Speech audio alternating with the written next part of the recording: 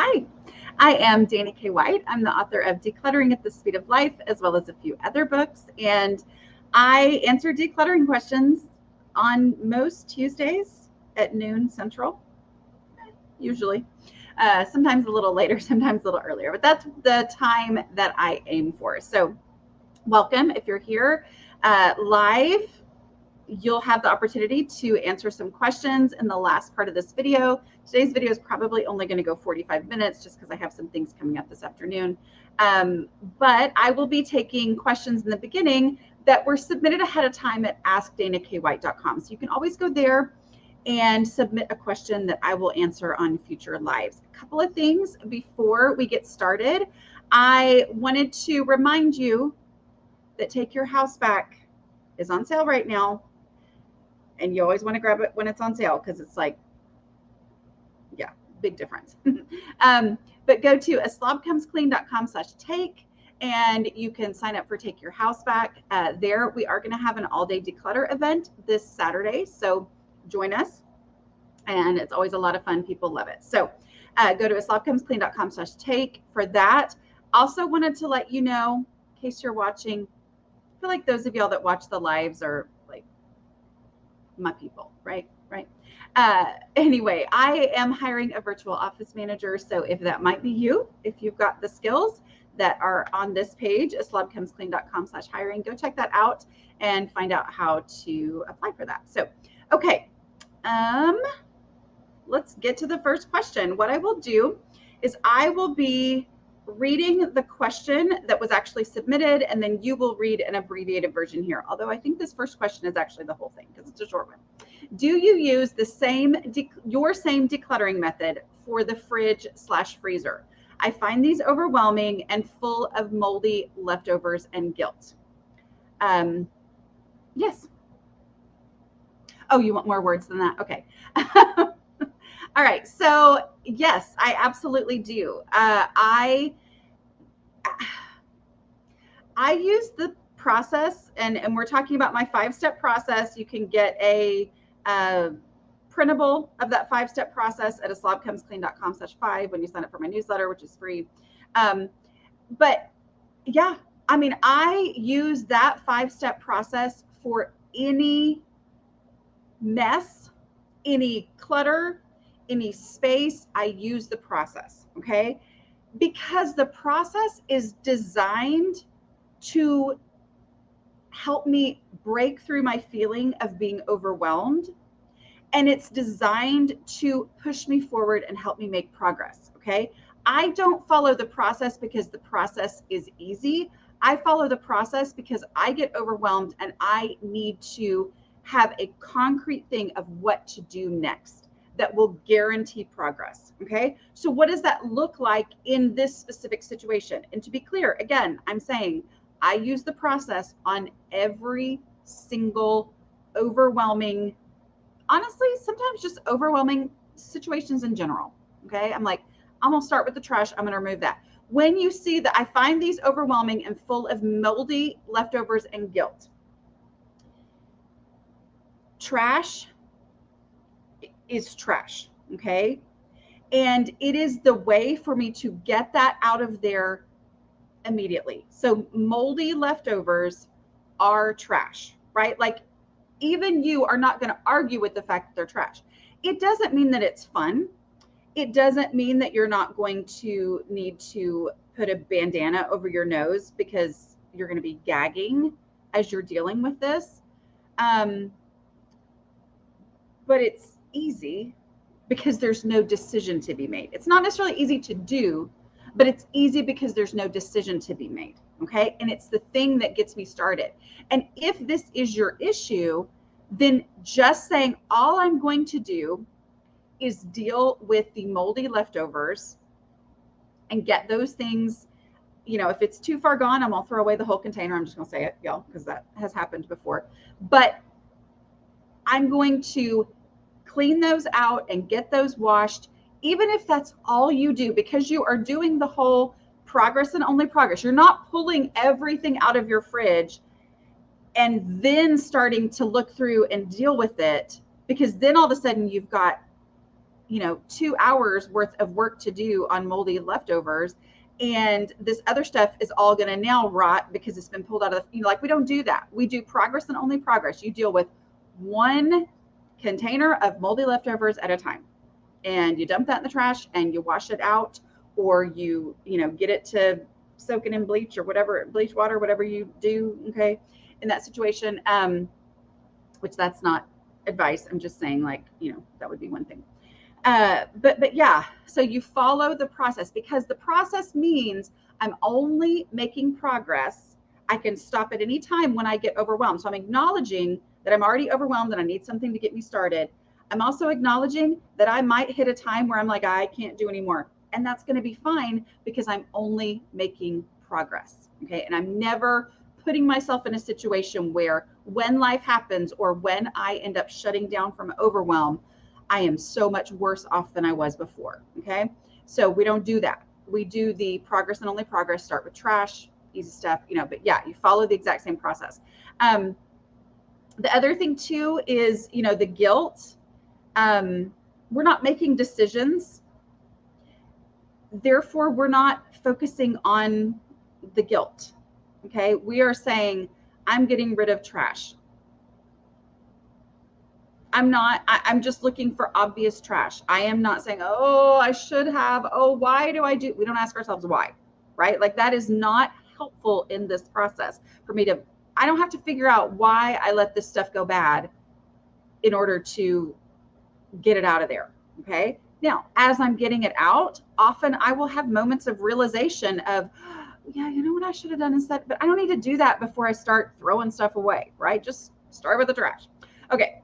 Something else I was going to say. Oh, other things. I feel like there's a shadow on my face today for some reason. Other things though, like just some practical things, is doing this on trash day.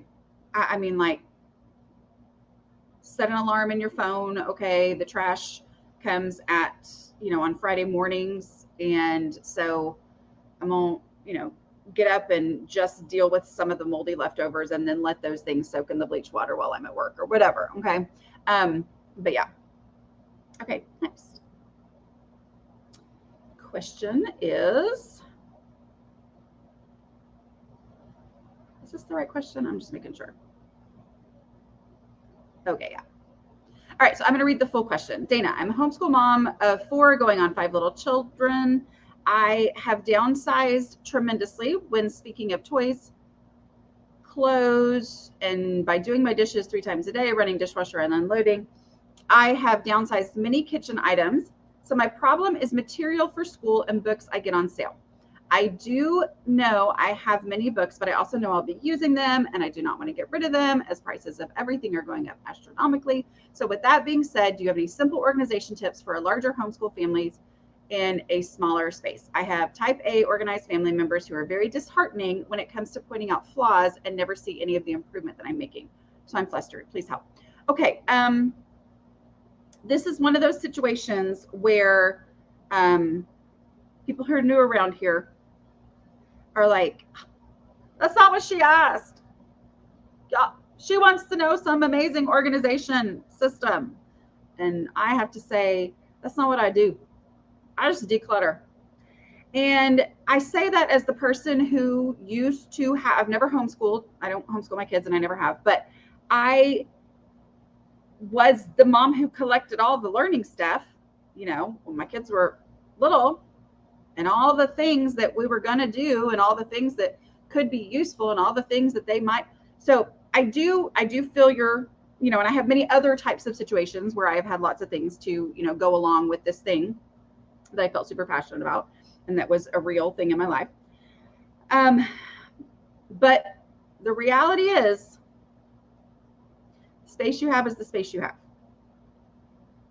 Good, bad, whatever.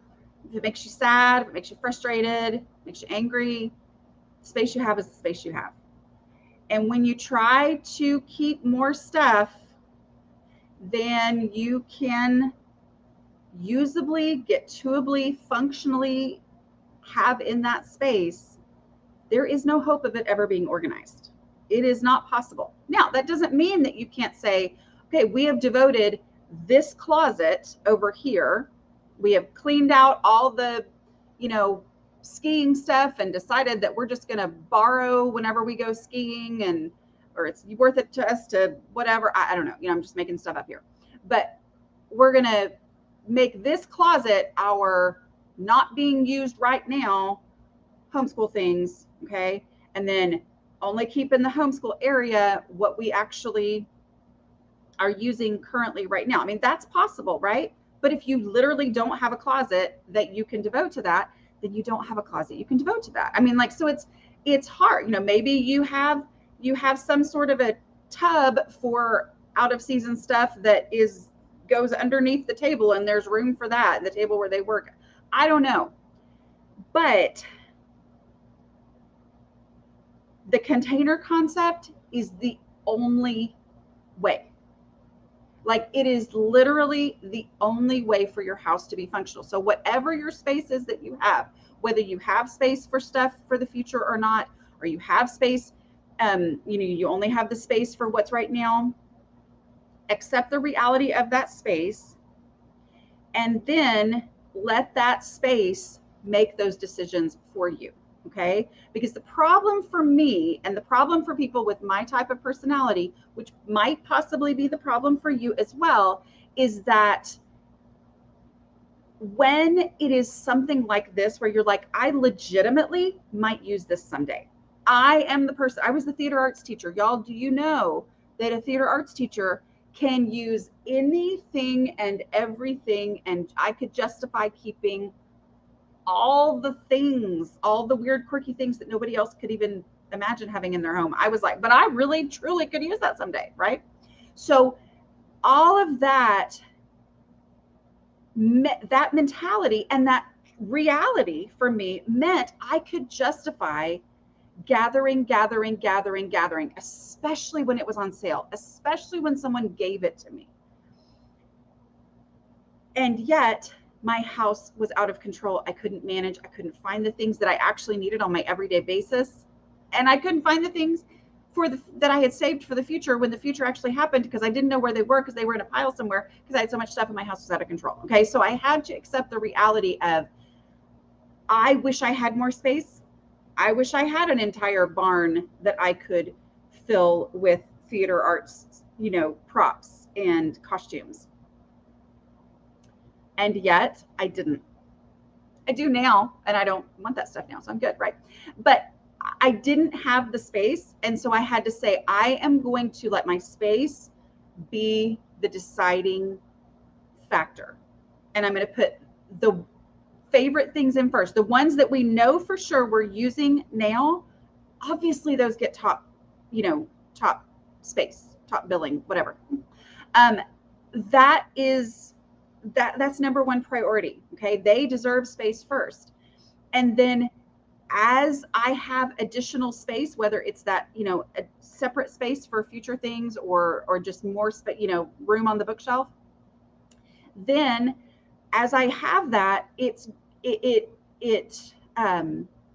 helps me identify what actually deserves space there. Okay. So it's really shocking in my brain still how applying the container concept to, that's all good stuff. I gathered all that. So-and-so gave it to me. They loved it or whatever. But when I have to actually physically put it on the space and give it a real spot there, things just look different. So it rarely actually comes down to this horrible decision. Is it this or is it this? Is it this? That rarely happens. What happens is I go, okay, does this deserve, oh, I've already got 6 of these and I only have 4 kids or whatever. Okay. But like, it's amazing how much, or, oh, we used this style of book for another year and I really did not like it, or my kids did not engage with that or whatever. It is amazing how just acknowledging and accepting the reality of your space makes everything look different, even before it gets all angsty. Okay. So yeah, declutter down, follow the decluttering process. Okay. Get the easy stuff out of there, because so many times we look at a big problem, a big angsty category of mess, and we assume, oh, the process won't work on this, right? The process isn't going to work. And yet I say, okay, it's probably not going to work this time, but I'm still going to start with trash and see if there's any trash. There's no way there's trash, right? That's all good stuff. There's always trash. Literally every single time there's trash. Oh, you get that out. You get the easy stuff that, how did that end up in here? You get that. You will free up space and it will get you moving on that process. I'm just telling you it works. Okay. All right. Next. But again, welcome to those of you who are like, that's not what she was asking. She wanted to know a bookshelf system. I'm not the person for that, right? I just declutter. Okay. Oh, here we go, right? We always get this question, right? I mean, maybe not today, who knows? I'm always like, what if somebody asked this on a day when my hair doesn't look great? I just want to ask the hair products you use, and did you have a perm? I like where the hair. I have never had a perm. This is natural curly, but it's not natural like walk out of the shower and just go. I've been working on it hard over the last year or so. I don't name products because I don't know what they're called. I don't remember. I just use them. But you can email my assistant at aslobcomesclean@gmail.com. Email her. She has a standardized email to send you. I think we put products in there. I'm not sure. But of the people who I follow that I have learned about curls from, because they have done the work, I'm not going to do that here. So anyway, yeah, looks okay today. It's got some wonkiness, but we're good. Next question. Oh, on those, I do have to tell you though, I sent my assistant a video. I never listen to anything on Instagram. It's all the people are on Instagram that I followed for curly hair. I never listen with the sound on. Like I just, look at it, but I never have sound on. And the person who is like somebody who I always send out is like, I follow, like I just basically try to do whatever she does.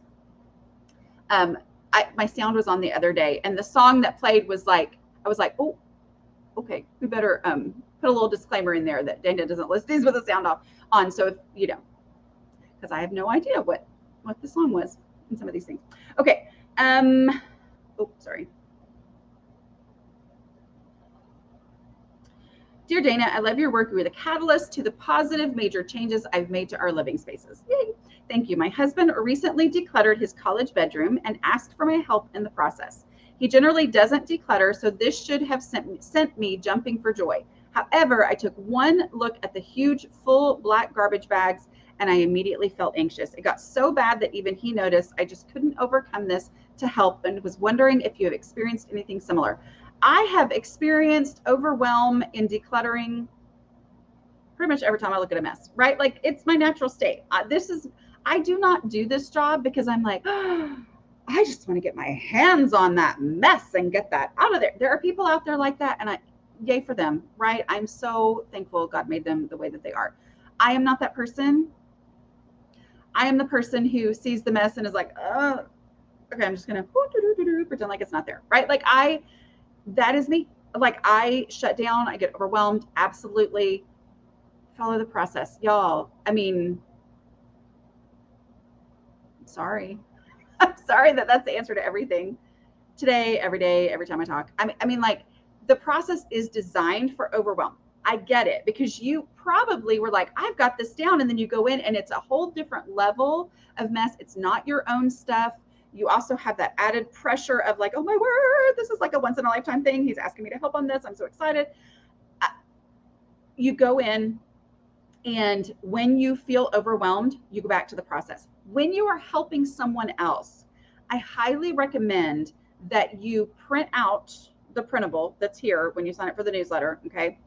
I highly recommend that you print that out because it gives you this outside of you thing to follow, okay?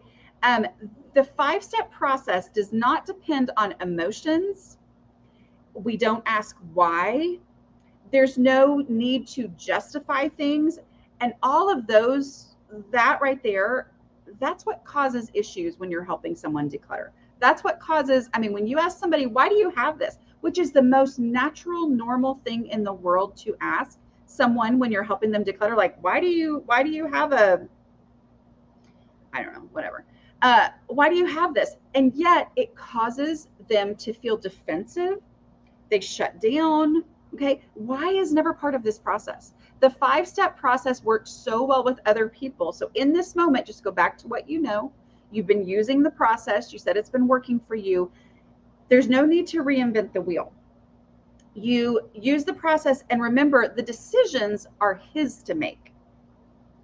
But they're going to be easy decisions because you're leading him through this process of making easy decisions, of making progress. Okay. So have that printout so that it can be, well, Dana, that lady that I watch her YouTube lives, she says start with trash, and she defines trash as the easiest of the easy stuff. Like, don't stress over it. Let's only look for the things that are obviously trash, and you get that out of there.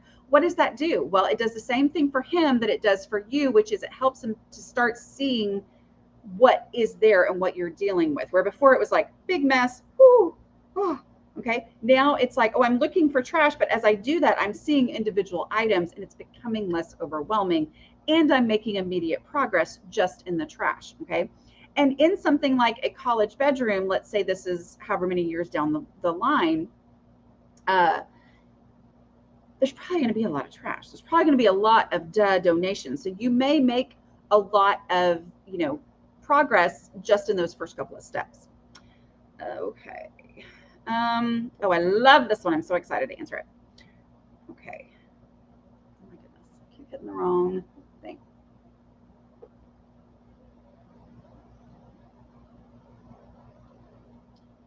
Okay. I worked really hard to clean out my classroom. I've gotten rid of a lot of junk left behind by my predecessors, and organized, fixed, cleaned, inventoried, and labeled the remaining things that are needed for my class to function. We don't keep things that we use on a daily basis. However, even with clear expectations and routines, students still leave their binders and personal things out. I love they feel comfortable enough to treat our classroom as a home away from home, but things get lost or damaged when they don't get returned to their home. I've tried talking with them, leaving a parking ticket on their stuff. They think it's hilarious. But it doesn't keep it from happening again. Bringing anything that's left out to lost and found, even putting stuff away myself. I know this isn't exactly your specialty, but I think it's similar. How can I get them to pick up after themselves? I love this question because I have an exact answer for you. In one of the podcasts, it's probably in April or May of this past year. I don't actually remember. Okay. She's from England though. So if you start listening and it's not a British accent, then that's not it. But one of the people that I was doing a strategy session with, those are people from my Patreon group. One of the people she shared that she is a teacher. Okay. She teaches secondary. So she has, different, I think like 5 or 6 groups that come in throughout the day. And she has just established that they do a 5-minute pickup at the end of the period. And that is everybody's, pick it up and put it away time. They, make sure that they have everything they need and it goes in their binder. Other teachers in her school have seen the impact of that, and they are doing it as well. I mean, like, it works. Here's the thing, and here's what I want to point out. You have expectations, you have procedures, you have systems, you have all of this. How can I get them to pick up after themselves? It's a directed thing. It's the same thing with your family at home. It's the same concept. Okay. So I am the person who randomly leaves things in places. Okay. So that's the perspective that I'm coming from. Do I wish I was the person who never put something down with zero knowledge that it's leaving my hand and going onto a flat surface? I wish I was that person. I can wish so hard. I can plan to not be that person. I can try to not be that person. But the reality is I am that person. Okay. But I still don't want stuff all over the place. So what do? I do a 5-minute pickup. And by doing a 5-minute pickup, and maybe it's a 3-minute pickup, maybe you are elementary and you have the same kids all day or half the day, and you do it every time you transition from one thing to another, you do a 2-minute pickup or a 3-minute pickup or whatever. But the 5-minute pickup is the thing that accepts the reality of who I am while also not accepting that my house is just going to be a mess because of who I am. See what I'm saying? So it's that directed thing of a 5-minute pickup combats this reality and keeps my reality from being that my house is a total disaster. That's how I do it. I do it with a 5-minute pickup. Okay. So, and it works. Like I've heard this from a lot of teachers implementing this. So everybody just implement this. Okay. And her kids remind her, like they will remind her. And sometimes she said it's a 2-minute or a 3-minute or something because they were working on whatever, but the kids will remind her it's time for us to do this. And if I think about that, when I think about myself as a student, now I didn't struggle in school because I was able to like, but keeping my backpack under control. I mean, I was kind of that person that, I mean, I could see it would be frustrating for a teacher because a teacher might be like, you can't be successful if your bag and your desk is messy. Well, then there was Dana. I was salutatorian and total disaster. Like, I mean, so I was able to manage. But I also think, okay, if somebody had done a 5-minute pickup at the end of the class period to be like, okay, let's make sure that you have your homework assignment written down and that it's put in your thing neatly and that papers are blah, blah, blah, and then it's in your bag and then you're going to leave. I mean, like, that would have been really good for me, but I was fine. But I'm just saying, like, I think it would be really, really helpful for a lot of students. Okay. Do I have one more? I am going to stop there. Let me go mark this real quick. I'm going to stop there just because I have to leave a little bit early. Okay. But I will take some questions from those of y'all who are watching live. So hopefully you're not going to say, we haven't heard a word that you've said this whole entire time.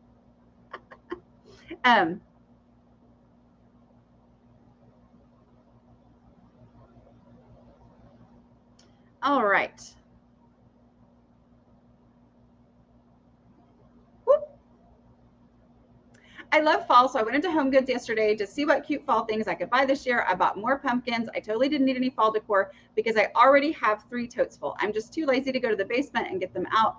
This happens with a lot of stuff. I just don't feel like going to the basement to get out the Christmas or Halloween or any decor that I already have, and instead I go to the store and buy more. How do I make myself not do this? The best way for you to stop your cluttering habit is to declutter. To take the time to go through all of that stuff. Maybe it's not in fall, but to work on decluttering all of that stuff, acknowledging, go through it, look for trash, look for easy stuff, whatever. And yeah, like decluttering is the antidote to mindless shopping, because decluttering is a pain in your bohiney. Like, it's not fun. It's not enjoyable. I know there are people who love it. I don't love it. Getting it actually out of the house, hauling it somewhere is a pain.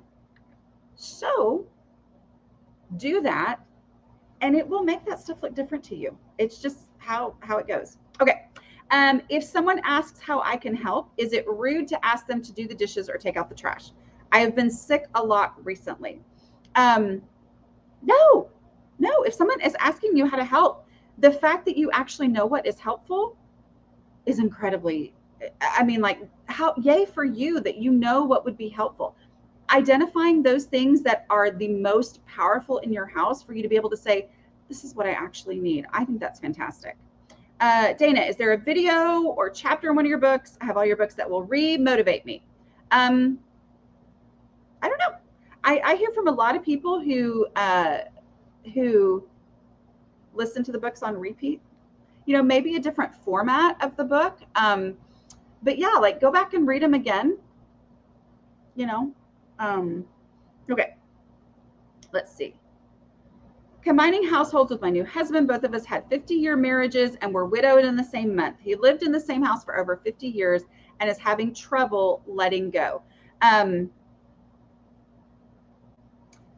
Sorry for your losses, but congratulations on this exciting new phase of life. I don't know. I mean, are you combining households into your home? Are you combining households into his home or into a new home? That is that's tough, but it all comes down to the container concept, meaning the space you have is the space you have. So if there are bookshelves in the home that you're moving into, then you know, each put a book in there until they're full, knowing that there's going to be a limit. And I think that that will help with the, that will help with it, you know. And as you come in, you know, like let's say you're moving into his home that he's had before, and you bring in your books, you know, like look for the books that you've got that you really want to bring over. And as you go, you know, say, okay, is there anything, which I know all this is easier said than done, right? But I would like to put these books on the bookshelf, but there's no space. Are there any in here that are less important to you so that I would have room for this? You know, but really letting the container concept be the thing. Let's see.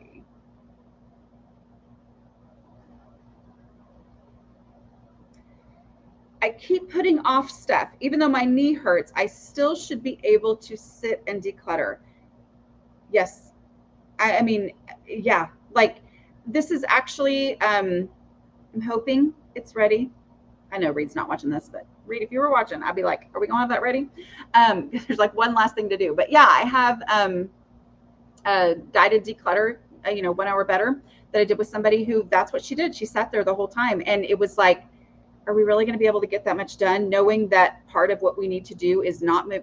It was amazing. She had her trash and her donate box, and that's all we did. And it was like powerful. It was so, so powerful. So yeah, just sit in one spot that has any kind of clutter and say, all I'm going to do in this one spot, I'm not going to be able to finish. All I'm going to do is trash and donations. And most likely you're going to make that spot significantly better. Okay. Okay.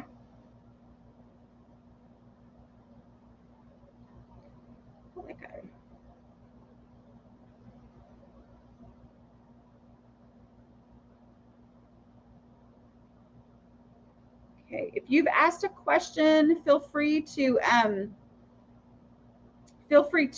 re-ask it with question marks in the front. I'm skimming through.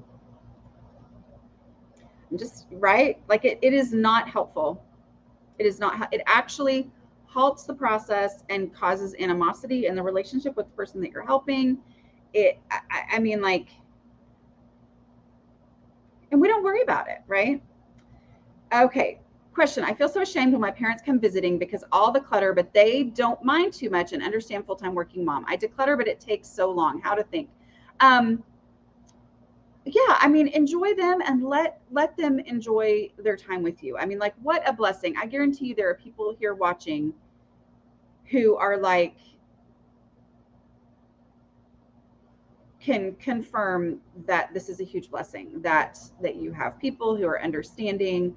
But I would say, like, what can you do when it takes very long? I would say remind yourself that as long as you're following my 5-step no mess decluttering process, then we don't worry about how long it's going to take to finish. We just say, what can I do in the 5 minutes of time and energy and focus that I have right now? Okay. And as I do that, that is, that's going to be powerful. And do it in the visible spaces. That's the way that you inspire yourself to keep going. And it also is going to be the places where you're sitting and talking with your parents. So really say, I'm going to let myself, instead of worrying about, you know, the master bedroom closet, I'm going to really focus on, this is the area where we sit when they're here. So this is my main focus. And I'm just going to declutter when I can, for however long I can, using the no mess process, so that whenever I stop, it's only better. And so it's going to get better, a little bit better, a little bit better. It's a visible space. You're going to be inspired to keep going. Let's let's see here.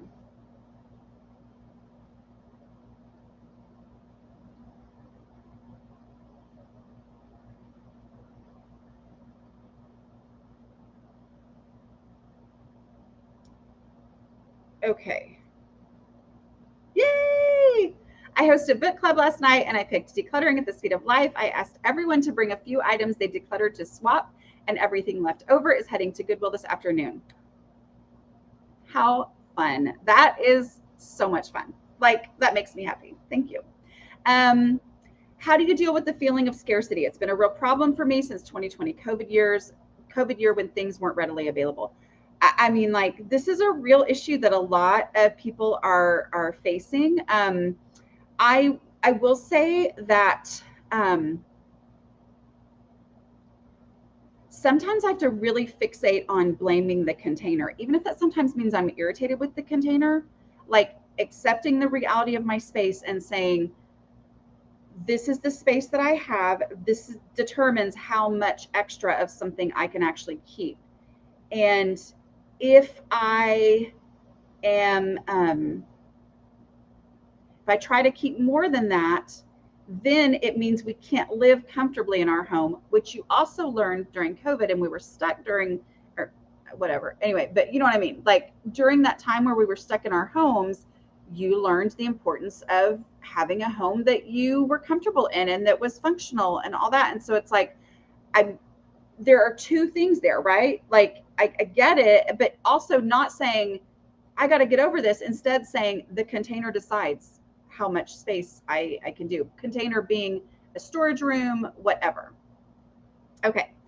It's one I saw earlier that I wanted to have on here, and of course I'm not seeing it now. Okay. All right, whatever. Let's see.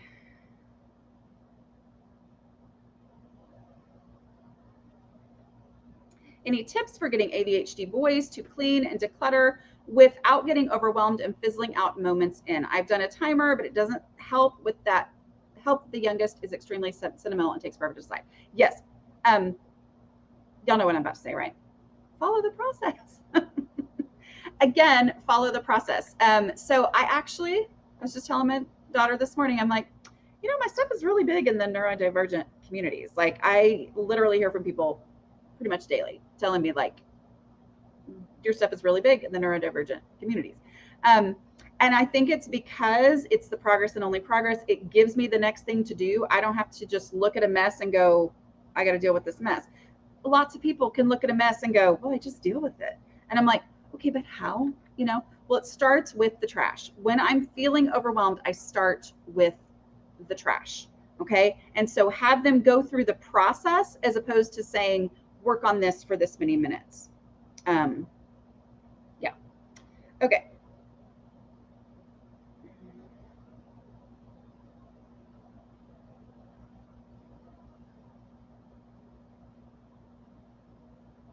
No, I mean, I don't know.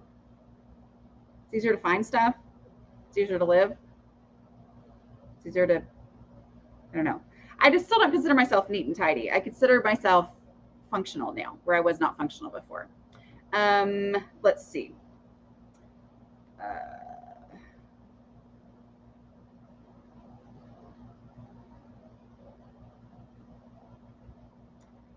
You can buy her a gift certificate for Take Your House Back. I think if you go to aslobcomesclean.com/take, if you scroll down to the bottom, you're going to see the gift certificate thing.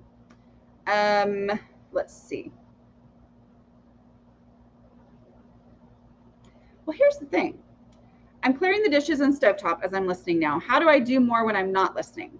I don't know about that, but do y'all know I have a podcast with 385 episodes? That's like, you can listen solid for a week. So there's always something to, and a lot of people will tell me they listen to that just because it's like, okay, it helps me go on. And there's lots of great podcasts out there too. Okay. La, la, la. My daughter came to help organize last year. I couldn't find anything.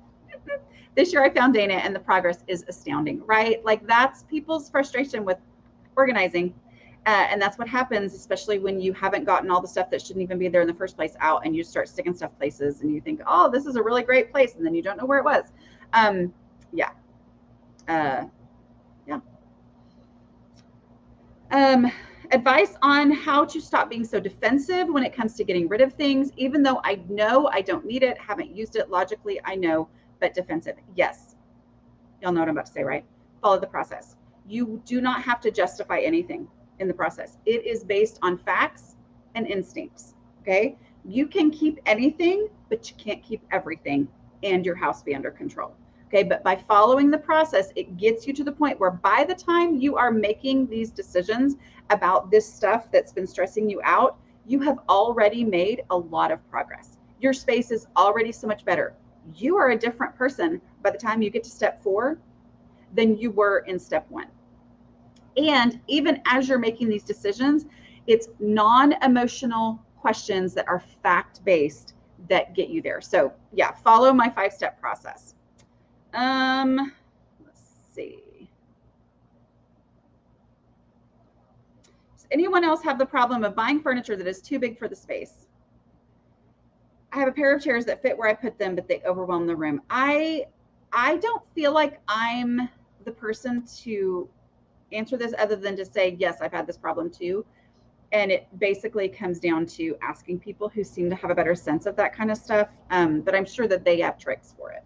The Nester has great, I mean, like she has a step-by-step process for decorating that goes really well for a lot of our people that relate here. I don't know. I don't really remember. It definitely was not all at once. It was, I would just get a package and I would go to like put my favorite things on them, which then helped reveal things that weren't favorites and needed to go. Yeah. Follow the process, right? Yeah, follow the 5-step process. I know a lot of people are like, but I want more. Obviously, I can't give you all the details right here. You know, I do have coaches who coach you through the 5-step process. You can go to declutteringcoaches.com. Everybody listed on that site is trained and certified by me. But yeah, how to go through the mess. We don't go through the mess. We remove the trash first. And then we take out the easy stuff, things that have an established home somewhere else, and we take it to that home. We get rid of dead donations. And so that it's like it just shrinks the mess. Every time you shrink the mess, you shrink the feeling of being overwhelmed. Okay.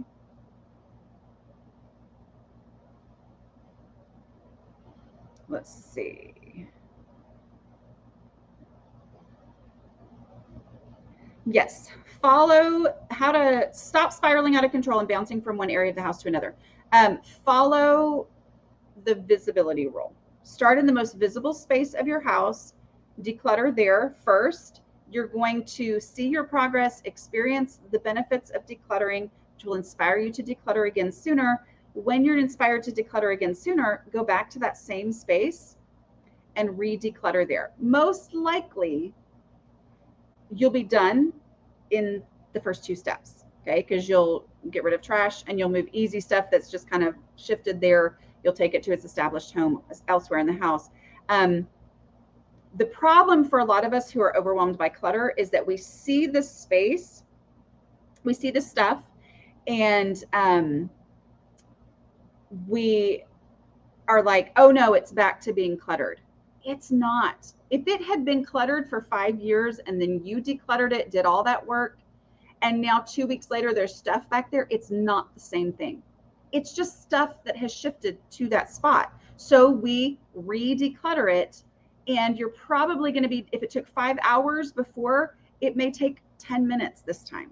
And then you move to the next most visible space, and that's how we make this progress. So, okay.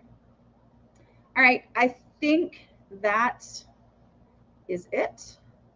That's all the time that I have today. I'm sorry. I try to go an hour, but today I wasn't able to. So anyway, it's been fun, and I will talk to y'all next week. Don't forget, a couple reminders, right? You can get the 5-step process that I have referred to, I think 16,000 times in this live today at aslobcomesclean.com/5. If you want to join Take Your House Back and join us on Saturday for the all-day declutter, go to aslobcomesclean.com/take. And if you think you might be the person for my virtual office manager, go check out the job listing at aslobcomesclean.com/hiring. All right, I will talk to y'all later. Bye.